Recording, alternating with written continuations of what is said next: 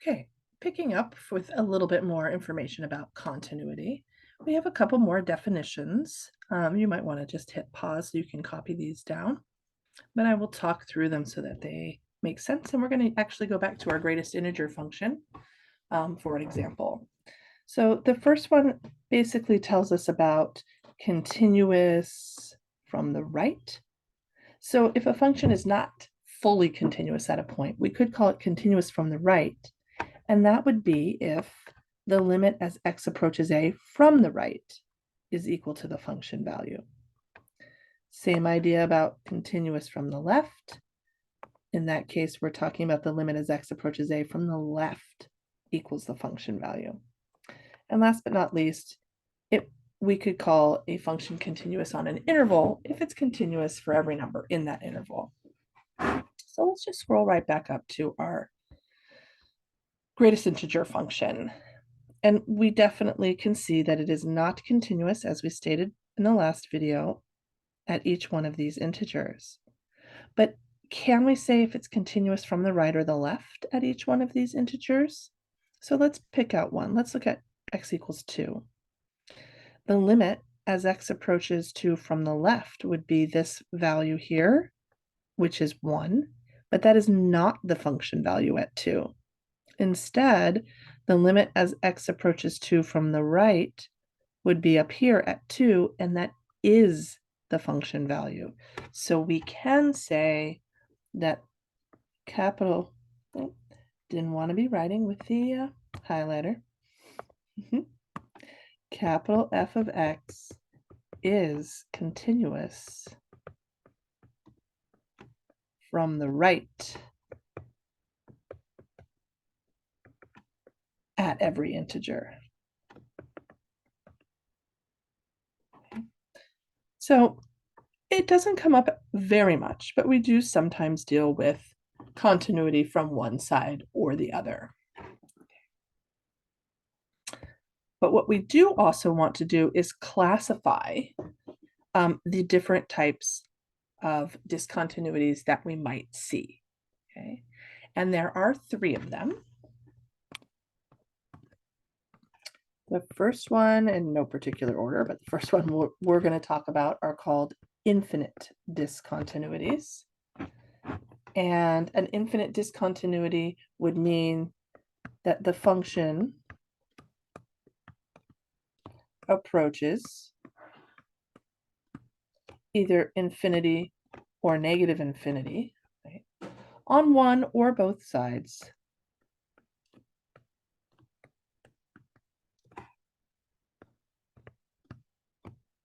of a. This would be a discontinuity at x equals a. Okay. So you generally call these things vertical asymptotes, right?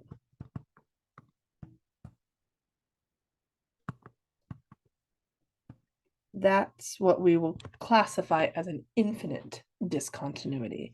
And we could draw a quick picture. Let's say, I think we've drawn this picture a few times. Oops, that wasn't the prettiest function in the world. Let's say we had, this was our a. And this would be a function that would be like 1 over x minus a squared, or actually x, no, minus. I was right on the minus. And in fact, we could give it a number just to be a little bit more specific. Let's call this a 1. So then this would be x minus 1 squared. Okay, so that's our first type. Our second type is what we would call a jump. And I bet you can, again, kind of visualize what that might look like. It's when the one-sided limits are both exist, but are not equal. So the function literally jumps from one end to another. So this is when the two one-sided limits at x equals a are not equal. They exist, but they're not equal. So if we were to look at a picture of that, we could draw a step function. It doesn't have to be the one we just did, but this would be a good example right here at a. The limit from one side does not equal the limit from the other. And so you're basically thinking of those as like piecewise function jumps. And it goes from one equation in the piecewise function to the other. There's a full gap between the two different pictures. And the last one we call removable.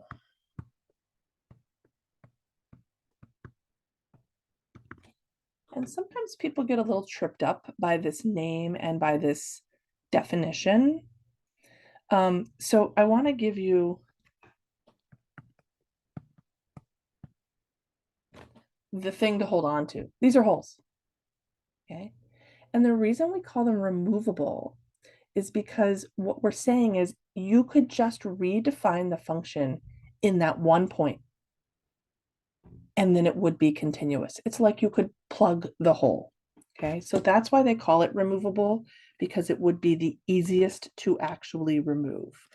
I cannot redefine this function up here at a. I can't move this all the way down here or this all the way up there by just doing, that would change the entire equation. However, I'm gonna go back here and draw another picture. If I had a parabola that had a hole at a, all I would have to do is say, I want a to be defined to be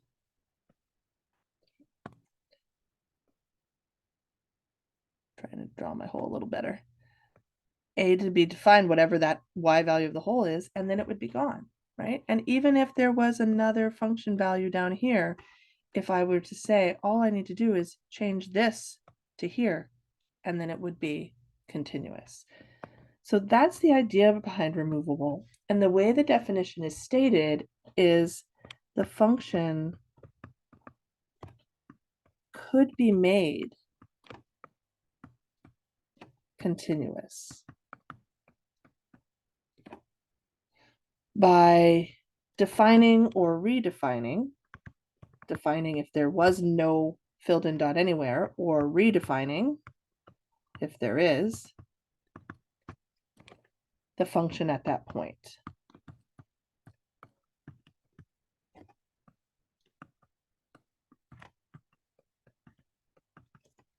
So the only way that happens is if you have a hole.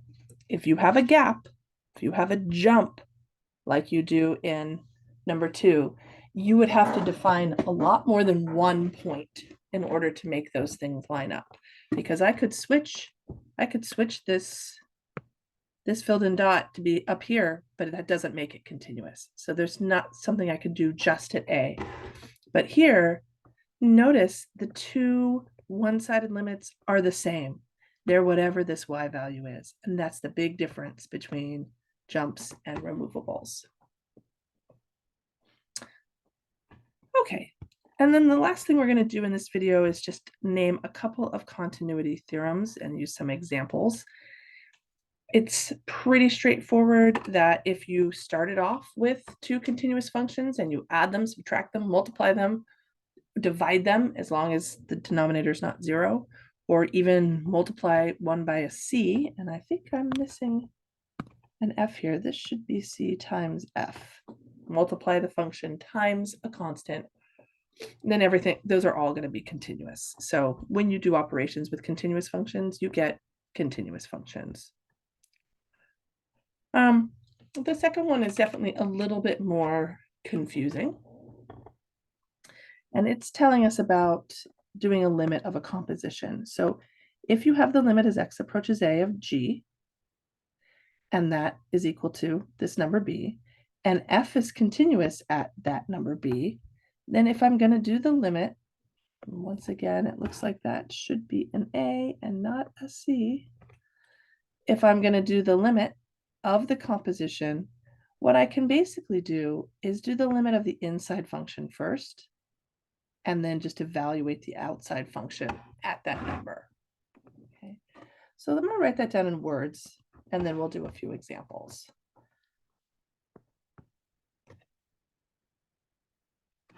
So when finding the limit of a composition,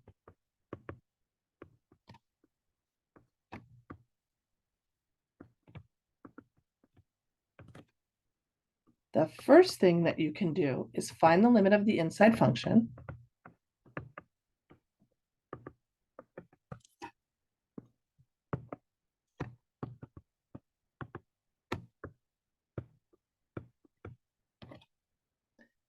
And then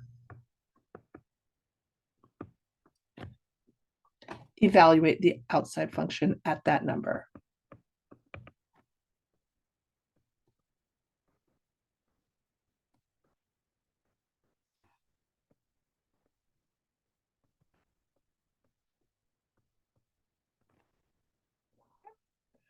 So we're going to do 3 examples of that.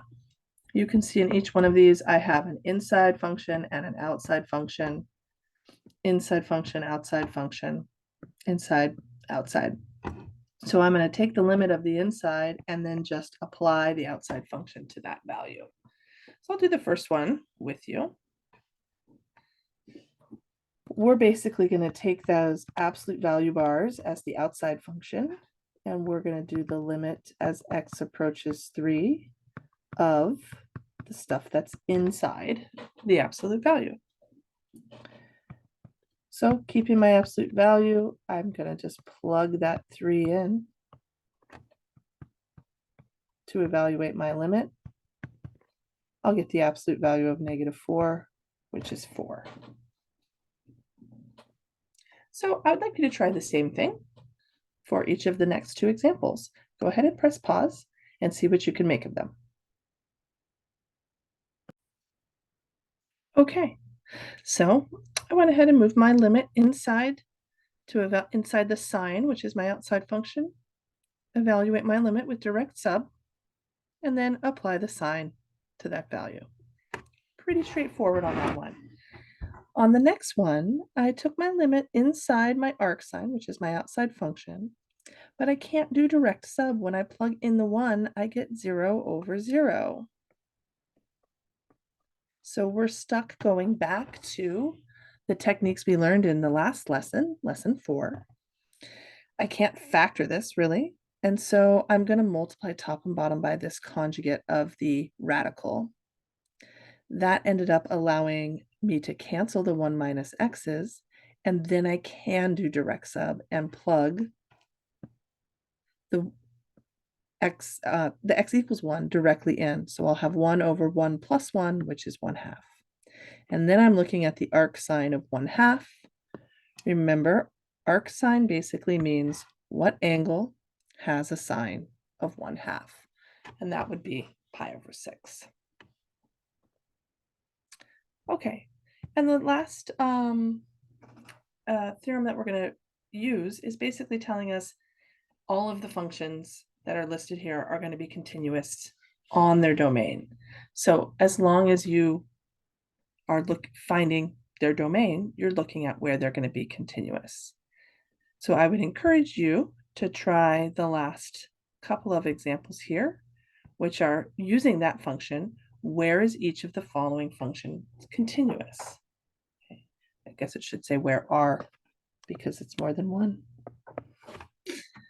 And what you're really doing in order to answer those questions is evaluating the domains of these functions. So once again, you think about, press pause and think about where these functions are defined. And that would be where they are continuous. Okay, so just a quick run through of each one of these. Both the numerator and the denominator of this f of x function have a domain of all reals. So the only issue that we're going to have in terms of discontinuities would be when is this denominator equal to 0?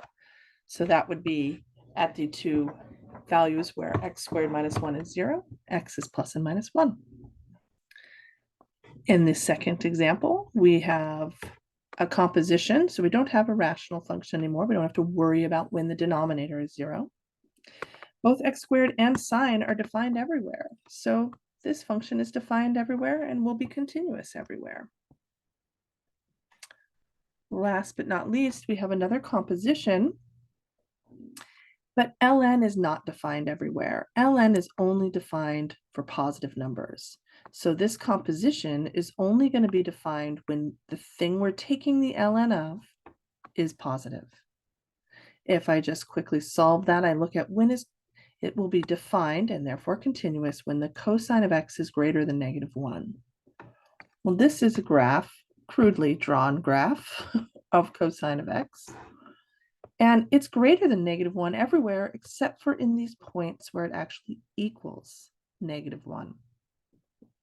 That would be at pi and negative pi, and then it's going to go all the way through this again, would be again at 3 pi. It's going to be positive 1 at 2 pi when it's finished its period. So then it'll be back down here at -1 at 3 pi, negative 3 pi.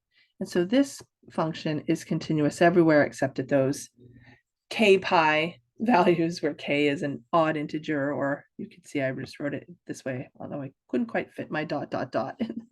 in the same line.